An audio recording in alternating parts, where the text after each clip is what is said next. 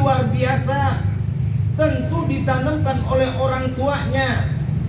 Tadi orang tuanya kadang-kadang suka guyon katanya ya.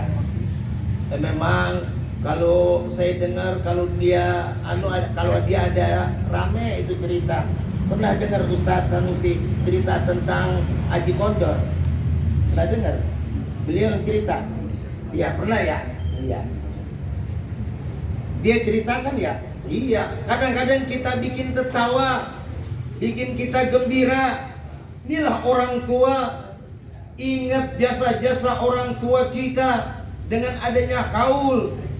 Kita ingat orang tua kita, cucunya tahu siapa engkongnya yang dihaulin.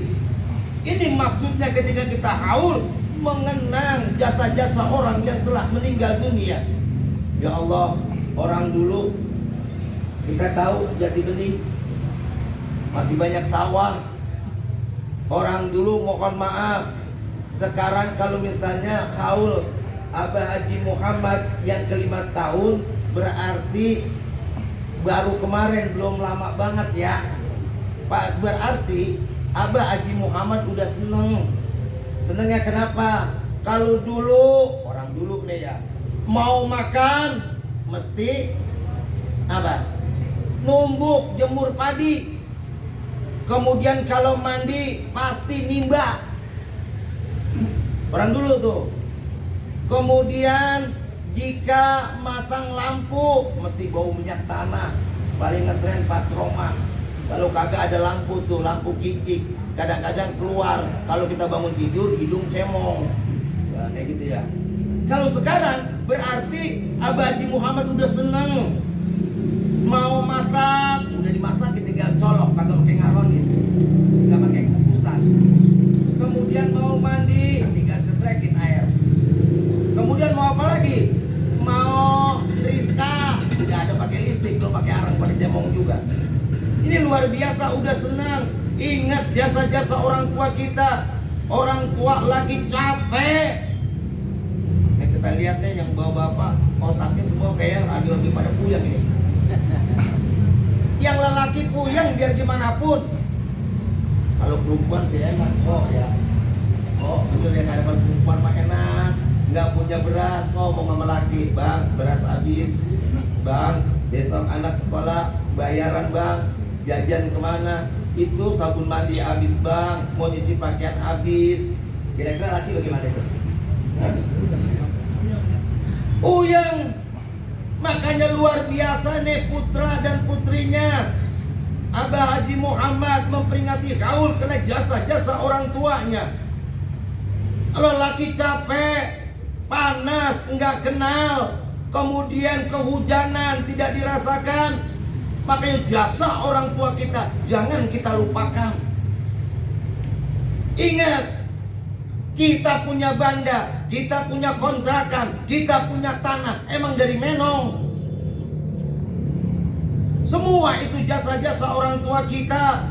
Apalagi seorang ayah capek, anaknya dipikirin, semuanya dipikirin, sekolahnya dipikirin. Bahkan ibu juga nih, untung masih ada Ustaz Imron rawat baik-baik. Orang tua mah apalagi perempuan, kalau nggak punya makanan dia masak, dia cemil-cemil buat anaknya. Dia makan, dia nungguin anaknya makan. Tapi pada kenyataan mohon maaf, berapa banyak orang durhaka kepada orang tuanya. Makanya kata Allah, wa qadara rabbuka alla ta'budu illa iyyah wa bil walidaini ihsana. Orang tua bersusah-susah, berpayah-payah demi anaknya. Setelah meninggal, saya terus terang aja Pak, saya kuliah di YIN, dulu YIN ya, sekarang UIN. Itu orang tua saya, orang Rawa Baca, dia nggak mengharapin saya jadi pejabat, pegawai negeri atau apa, cuman dia bilang apa? Yang penting lu bisa ngaji. Loh, orang tua saya. Yang penting lu bisa ngaji. Nggak ada orang tua saya punya pikiran nanti lu jadi pejabat, kalau kuliah nanti jadi begini, jadi begitu. Enggak. Orang tua saya dengar, yang penting lu bisa ngaji. Ketika gua ngaji, ketika gua mati, lu ajiin. Orang tua dulu begitu. Makanya luar biasa, guru-guru dulu mah susah. menurut standar gaji siage ya susah. Dulu mah emang pada bayar minyak, kalau uang minyak dulu mah namanya ya. Iya, uang minyak sama itu dah, sama anu dah apa namanya beras. Makanya begitu dah, kayak kalau kita ingat orang dulu mah, ya Allah, kadang-kadang ada musolanya kolomnya lebar ya, lebar. Kadang-kadang anak mau ngaji sebelum maghrib datang ngisi air dulu. Bukan luar biasa kan? Orang dulu ustadznya ngangon, ngarit, tuh sampai begitu. Masih ngarit, nyari umpan kambing, rata-rata punya kambing, punya kebok, itu orang-orang dulu. Nah, orang tua saya mengajarkan, yang penting lu bisa ngaji. Buat apa? Mohon maaf sekali lagi, banyak kejadian. Ya cerita benar ini. Ini ada seorang bintang 2. Ketika itu udah dalam keadaan berbaring di tempat tidur. Berbaring. Dulu dia cerita nih, dia punya anak 3, yang 2 pandai, pinter, yang 1 romannya mohon maaf, yang 1 romannya rada begitu dah, geblek dah begitu bahasanya dah. Kemudian apa yang terjadi, dia cerita sama saya, apa dia bilang, yang 1 anaknya di Belanda, yang 1 di Amerika. Ketika orang tuanya sakit, boro-boro lihat. Tuh yang pinter diagungin. Dulu adanya yang kecil dikatain mulu, kamu gak seperti kakak-kakakmu. Ternyata apa? Masya Allah. Yang rawatin dia, yang nyebokin dia, yang mengantar ke kamar mandi itu dia. Allah menciptakan manusia, mohon maaf, manusia punya kegunaan masing-masing. Jangan ngata-ngatain anak. Kayak lagi, ini orang tua nih, apalagi laki. Bang, kalau laki, kalau mau bini jangan suka kita ngelawan dah bang ya. Saya mau bukannya takut sama bini, bukan, enggak. Kalau takut sama bini namanya nanti kita jadi ini, bau surga aja kagak dapet. Begitu ya. Tapi kalau kita punya bini, mohon maaf bu, kesian laki-laki. Makanya survei sekarang menunjukkan banyak rata-rata yang mati lebih dulu laki. Yang mati duluan laki. Memang laki nggak deriska, laki nggak nyuci, betul. Laki nggak ngepel, betul. Cuman pikirannya kadang-kadang luar biasa. Tahu kadang-kadang kalau istri kita mah bang, kagak tahu diri, udah kita malam udah cerita sama bini kita, neng nggak punya duit. Terus apa? Pagi-pagi anak mau jajan, sono minta bapak lu. Anak nyamperin kita duit kagak ada. Rokok puntungan kita isep. Anak minta apa yang ya Allah, minta selalu bapak lu, orang kita kagak ada udah ngomong bini kita gampang banget lewatinnya tuh. Dialihkan ke kita. Bu, ini buat pelajaran juga kalau buat ibu-ibu ya, paling mau pencerita laki, tolong. Laki disayang, laki-laki rata-rata mohon maaf, apalagi ustad udah kena gula darah aja, udah diabetes sekarang mah. Kalau banyak pikiran kesian tuh ustad. Nih, kita ingat tenang orang-orang yang meninggal, luar biasa. Makanya apa? Bahkan laki-laki, survei menunjukkan yang gila saat ini kebanyakan laki-laki. Gila. Yang di jalan-jalan pada gila tuh. Abang mau gila bang? Jangan bang. Masalah santai aja, dunia mah bang, santai aja udah. Iya, bini mah memang gak usah dilawan. Ngapain bini dilawan? Misalnya bini kita kasih nih 5 juta seminggu, kemudian minta lagi bang, emang 5 juta seminggu habis, jangan kata begitu dah. Ribet. Apa dijawab? Emang lu kagak tahu makan di situ, belajar anak sekolah di situ, listrik di situ, wifi di situ, buat kredit motor di situ, habis kita. Padahal kita di bang nanya begini doang bang, bagaimana kita gila bang ya? Emang duit seminggu 5 juta habis. Lah banyakan dia, lo mana ngomongnya berentet. Tuh kayak gitu. Sekali lagi. Nah, kita genang sekali lagi, beruntung punya anak yaitu waladin soleh yang ula. Anak yang soleh yang mendoakan orang tuanya seperti Ustadz Imron dan keluarganya, luar biasa. Masalah duit mah mohon maaf, orang tua kita kontrakan ya mohon maaf. Ini kalau kita kontrakin setahun 20 juta 15 juta cukup setahun doang. Kalau 2 30 juta, oh bagus Ustadz Imron. Ini untuk tahun ini buat bapak kita ya 30 juta. Yang ngaji kuburan, yang datengin kasih gopeng-gopeng. Ada yang gitu? Ada? Hah? Dikasihin gope-gope. Kemudian yang mimpin tahlil dikasih 2 juta, 2 juta. Wah, kan cukup tuh. 30 juta. Cukup semua. Paling ke ustaz-ustaz nanya, Ustaz Imran kapan dia ngaji kuburan lagi? Gope. Ini kadang-kadang mau kenapa? Ini berkat jasa-jasa orang tua kita. Makanya saat ini diperingati haulnya luar biasa, dibacain doa girang orang yang ada di alam barzah. Sebab di alam barzah itu hidup. Sekali lagi, jangan dibilang mati ya. Di alam barzah hidup, mati manusia paling berapa jam? Ketika ruh berpisah dari jasad kita, paling berapa jam? Kesempatan untuk handai taulan saudara-saudaranya, kemudian tetangga-tetangganya ngeliat. Nggak lama, ada yang sampai 2 hari itu mayat ditaruh di rumah. Nggak ada, bentaran. Paling berapa jam? Buru-buru dikuburkan. Ketika buru-buru dikuburkan, tuh dalam kitab diceritakan kalau orang yang baik cepetan bawa buah, cepetan bawa buah. Kalau orang yang nggak baik, lagu mau bawa kemana? Kemudian dikubur tuh 3 langkah sampai 7 langkah itu datang malaikat munkar nakir. Coba kalau kita lihat kalau kita sering ngaji kuburan ada talqin mayit itu al-an qad sirta fi adbaqis sara wa baina azakiril mauta fa idza ja'akal malakani wa kan bika wa huma munkarun wa nakirun fala yurji'aka wa la yurhibaka bainahuma khalqan min khalqillahi ta'ala azza wa jalla fa idza sa'alaka marrabbuka dan seterusnya kita ditanya. Hidup. Yang jadi permasalahan sekali lagi, kalau kita dapat nikmat kubur itu hak, azab kubur itu hak, benar adanya. Jika kita dapat nikmat kubur, ketika kita ditanya munkar wa nakir, engkau kita nyamperin, nanya, kapan nyampe lo tadi? Ditanya bagaimana bini lo? Aku saya tinggal mah sehat-sehat aja, anak lo sehat semua. Kemudian si Anu kemana? Lah si Anu mah udah 10 tahun mati, Mbak. Dia kagak ketemu. Berarti kalau nggak ketemu di alam barzah, kasihan. Dapat azab kubur. Makanya anaknya waladin soleh ya doain orang tuanya.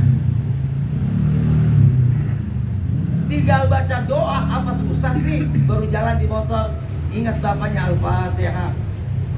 Kan gampang. Kadang ribet.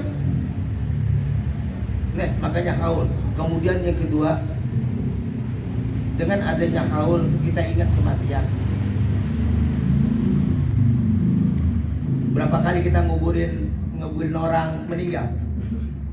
Sering. Ada 5 kali. Lah pada ngantuk kali ya tanya.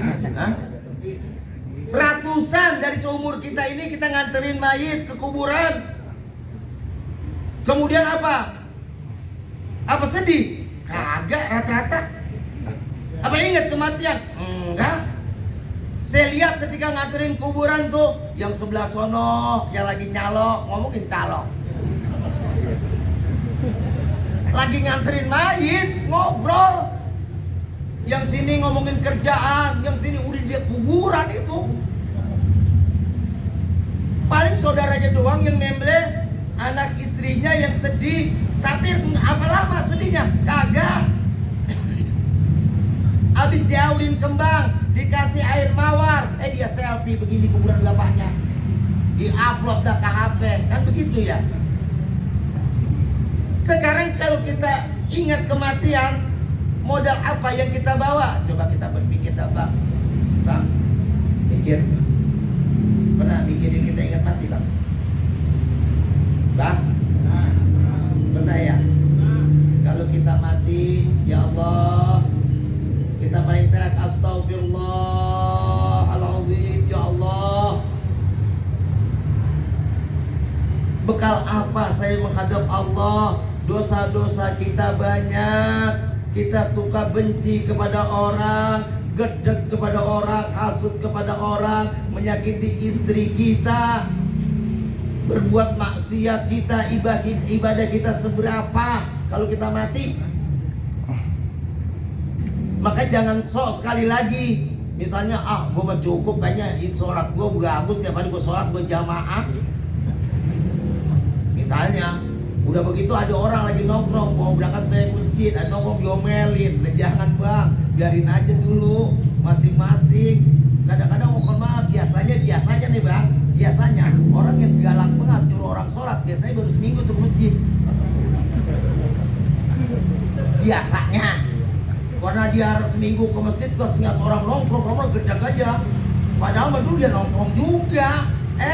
Belum 40 hari udah kagak ke masjid lagi.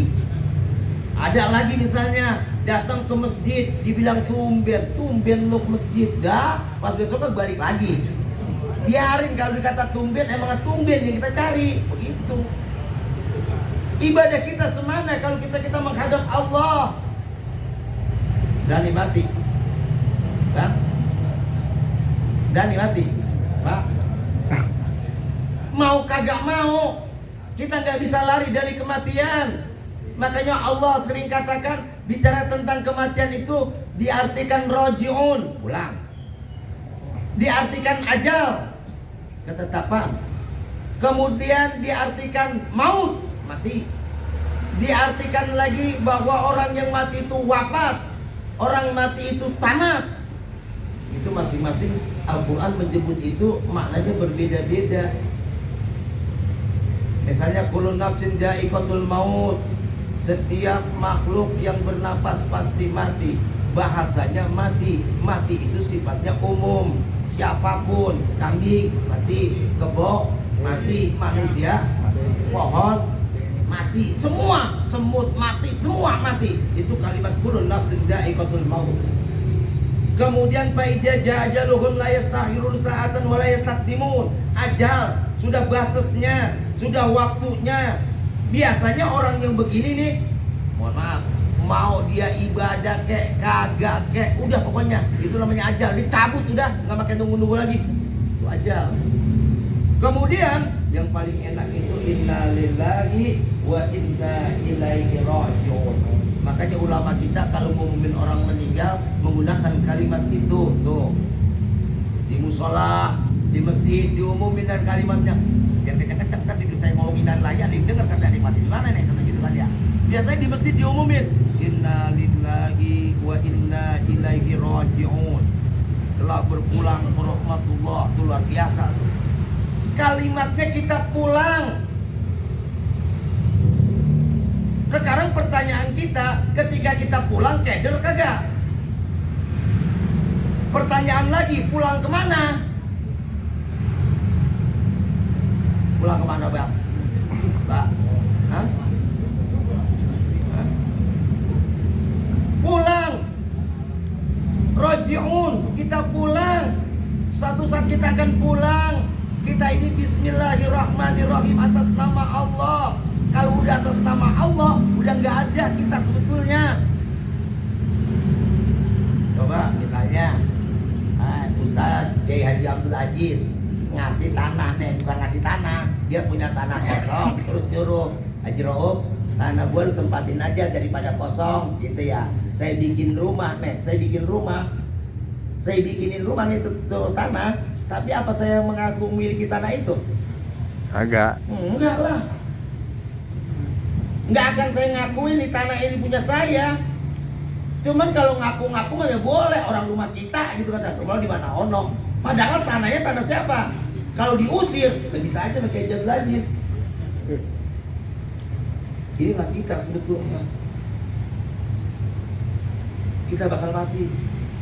Kita ini nggak ada kayak fatakfuruna billahi wa kuntum amwata fa ahyakum summa yumitukum summa yuhyikum summa ilaihi turja'un. Kita tidak ada, sekali lagi, kemudian jadi ada, kemudian kita hidup, kemudian kita mati, kemudian kita pulang.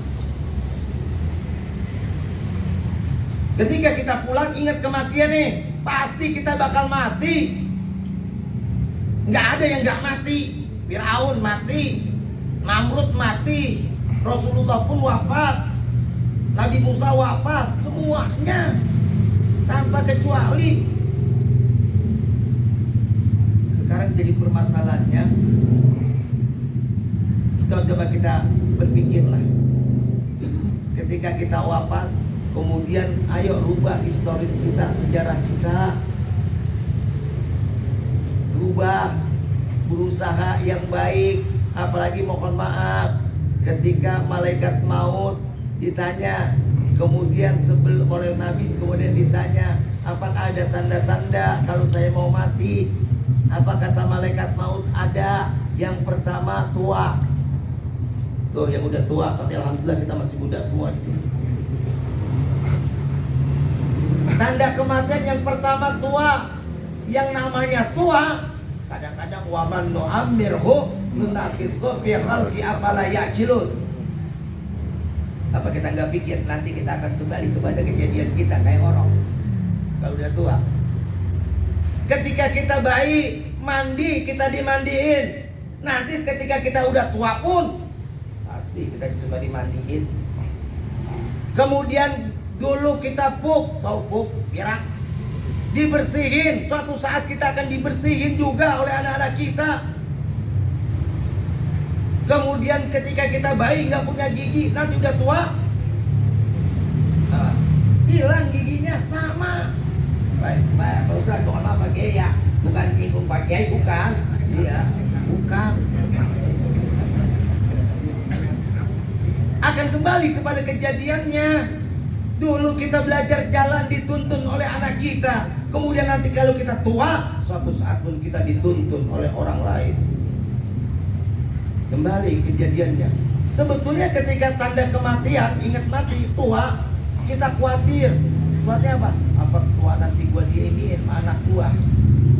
Kekhawatiran itu kadang-kadang. Makanya kalau udah tua udah jangan pakai ngomel aja dah, jangan pakai ribut aja. Yang penting nasi ada, lauk ada, udah makan aja sama wirid aja udah.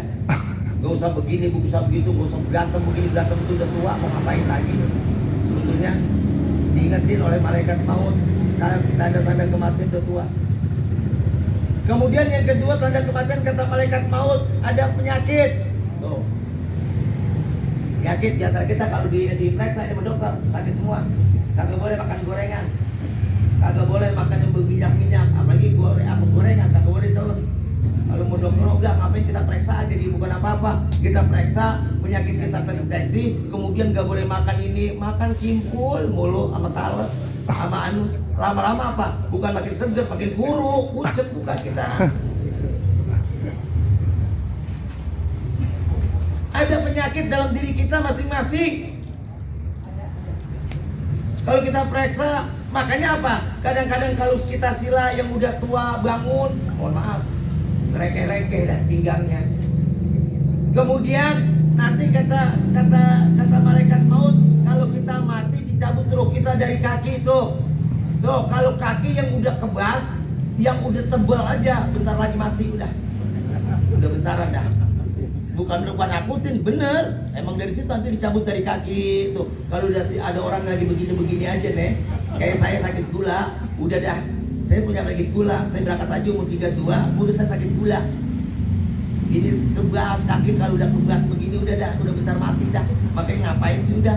Saya gembira aja sama jamaah, udah senang-senang aja. Saya mau bikin majlis tujuan bukan buat apa-apa kok. Tujuan apa? Kalau gua mati ada yang doain, bukan apa-apa, dosa gua banyak. Kayak gitu aja.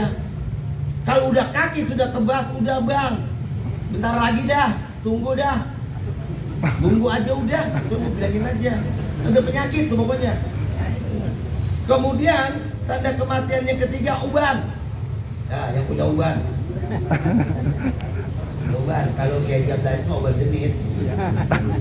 Sekali lagi mohon maaf ya, uban. Kenapa? Sebab dalam diri kita ini ada sel-sel. Ketika mulai tubuh uban, berarti udah gak kompak lagi yang ada di sel tubuh kita manusia nih. Berarti bentaran lagi. Kemudian apa lagi tanda kematian? Ingat kematian dalam artinya kaul, yaitu kuping udah budak, udah kurang dengar. Kalau nanti pendengaran kita makin tua makin hilang, coba kalau yang udah tua kita tanya, kadang-kadang mohon maaf nggak dengar, kita mesti kencang, berarti itu adalah tanda-tanda kematian. Sekarang pertanyaannya, apakah udah ada dalam diri kita? Udah ada bang, Pak? Nah iya, udah mau ngapain lagi? Pasti udah ada dalam diri kita masing-masing. Dalam diri kita masing-masing udah ada tanda-tanda itu. Sebab mau kagak mau, mati mesti datang.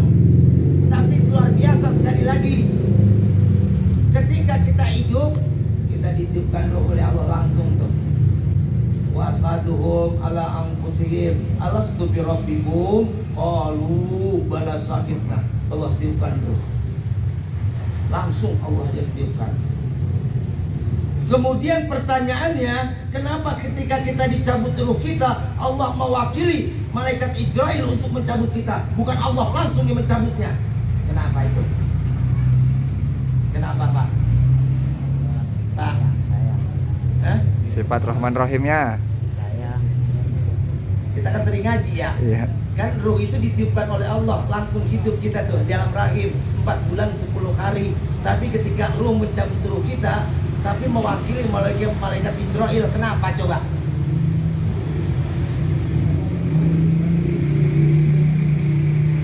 Kenapa? Ini sebetulnya pelajaran buat kita. Allah itu Ar-Rahman Ar-Rahim. Allah Maha Pengasih, Allah Maha Penyayang. Nih ruh ini suci, kemudian manusia ditunjukkan oleh Allah Shiratal Mustaqim masih bengkok juga. Kemudian nanti kalau sudah bengkok, ruh dicabutnya sakitnya kayak apa? Allah enggak tega, saudara. Makanya jangan dibilang misalnya di dalam Islam buang kejam banget itu kan, digedik di Palu, di kuburan, galak amat. Allah itu Ar-Rahman Ar-Rahim, nggak tega menyambutnya. Udah kebanyakan banyak dosa kita, tiap hari kita menjerit, batin kita menjerit, ruh kita sebetulnya pengen keluar, sebab semua hidup pada galau semua. Bang, nggak usah pakai galau, apalagi mau pemilu. Udah biarin tetangga mau milih apa kayak bodo amat, sebenernya toing. Ya, jangan pakai ributin, ribut lagi tetangga sama tetangga. Kita dulu bagaimana sih? Ada kampret, ada cebong. Katanya kampret sama cebong daripada ngopi. Nah kita masih berantem aja. Udah jangan pikirin begitu mah ya. Ya udah jangan pikirin. Biarin mau nyoblos apa kayak udah. Wajib kita nyoblos, tapi bodo amat begitu. Wajib kita nyoblos sekali lagi. Cuman udah jangan pakai ribut-ribut. Kita ngajak sama dia jadi caleg juga capek. Sekali lagi jadi caleg capek. Ngajak satu orang aja balik-balikan. Udah beliin ini, beliin itu. Pas besok paginya mau subuh ada yang nganterin duit 200.000. Abang boleh capek-capek caleg nyamperin. Pas colok mah kagak abang. Ya Allah. Dah, caleg mah biasa aja udah ya, jangan pada ribut. Ngapain sih kita ribut? Kita bakal mati sekali lagi. Makanya kita bakal mati. Yang terakhir, dengan adanya haul ini timbul rasa silaturahim. Biasanya ngadain haul itu besar. Di dalam kita ada yang disebut haul, ada yang disebut rohan. Masih berlaku di sini rohan. Ya, masih berlaku ya. Kalau haul biasanya kumpulan saudara-saudara tuh kumpul pada saudara, kumpul, kemudian direken, kemudian manggil kiai, manggil guru, kemudian undang ustadz setempat, sediain makannya segala macam, rame. Ketika ada saudara misalnya ngasih duit 50.000, jangan ngomel. Ada bilang, udah berapa deh? 2 juta misalnya, atau sejuta. Tiba-tiba saudara ngasih 50.000, gua gak punya duit cuma ini doang, cuma buat beli kecap, buat beli kecap doang ya. Ya terima, jangan pakai berantem.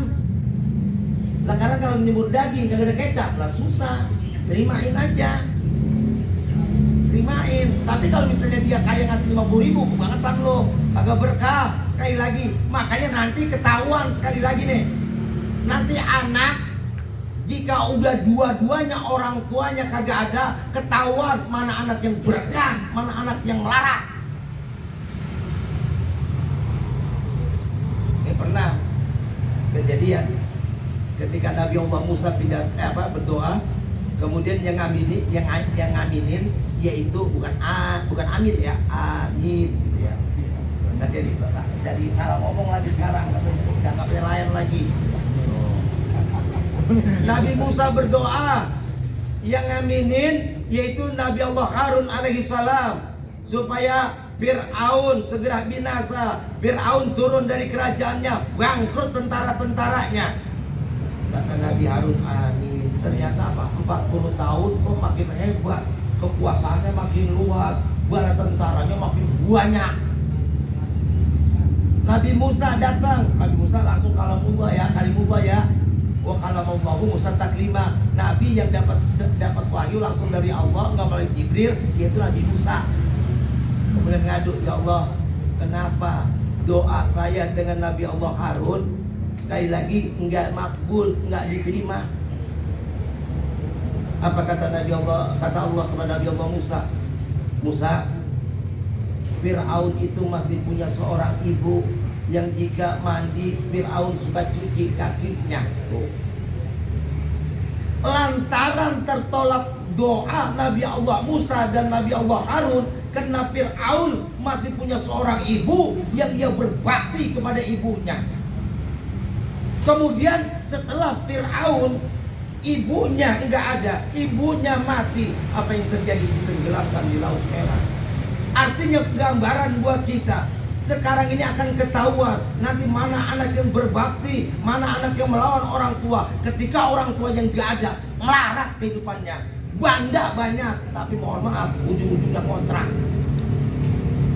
Sekali lagi, makanya apa? Dengan adanya kaul silaturahim, saudara-saudara kumpul, kompak. Kadang-kadang omongan mah ada aja, ya Ustaz ya. Omongan ada aja, beginilah begitu, gak usah, udah kita jalanin aja, jangan sampai keluar omongan dalam keluarga kita. Ngadain kaul, orang kita jasa orang tua kita kok, kita seperti ini kena orang tua kita. Silaturahmi yang bagus, jangan ribut. Adain kaul, inilah maka silaturahmi. Kemudian apa? Dengan adanya silaturahmi kaul ini, kita terjalin silaturahmi. Yang tadinya kita gedeg sama dia, ketemu di jalanan takut, ketemu mau di sini, mau kagak mau salaman, mau salaman mau bengong kayak begini, bengong apa? Mau dia nengokin kita, yang penting kita tempelin, ada tangan tempel doang, ada masih begitu, hah? Masih begitu? Ya. Makanya dulu saya terus terang aja bang, ada yang lebaran ke saya, duduk. Saya mau begitu aja, duduk bisa duduk, minum. Nggak pakai salaman, nggak usah. Ngapain kita salaman? Timbang tangan doang berjabat, hati masih dengki, hati masih iri, ngapain? Duduk dari situ, duduk. Salaman tapi hati masih dengki, masih iri, masih dendam. Buat apa salaman? Gak usah. Udah, nikmatin. Apa yang ada? Saya mau terus terang aja bang, saya pernah gituin orang pada bengong. Ya ngapain? Nanti salaman, gak usah. Kalau misalnya ketika kita salaman, tangan berjabat, hati meridokan, hati mengikhlaskan, itu lebih baik. Makanya dengan adanya kaul ini, kita ingat jasa orang tua kita, kita ingat kematian, jaga silaturahim, silaturahmi. Mudah-mudahan apa yang kita peringati kaulnya saat ini, yaitu almarhum Bapak Haji Muhammad bin Kong Haji Komeng, di dalam kuburnya mendapat rahmah kasih sayang Allah Subhanahu wa taala, mendapat maghfirah ampunan Allah Subhanahu wa taala. Di kuburnya, di barjanya dijadikan taman daripada taman surga Allah Subhanahu wa taala. Keluarga yang ditinggalkan selalu kompak, selalu akur. Al-Fatihah. Bismillahirrahmanirrahim. Alhamdulillahirabbil alamin. Arrahmanirrahim. Maliki yaumiddin. Iyyaka na'budu wa iyyaka nasta'in. Siratal ladzina an'amta 'alaihim ghairil maghdubi 'alaihim waladdallin. Ighfir lana wa liwalidayna amin. Lebih kurangnya mohon maaf. Ihdinas siratal mustaqim wa billahi taufiq wal hidayah. Assalamualaikum warahmatullahi wabarakatuh.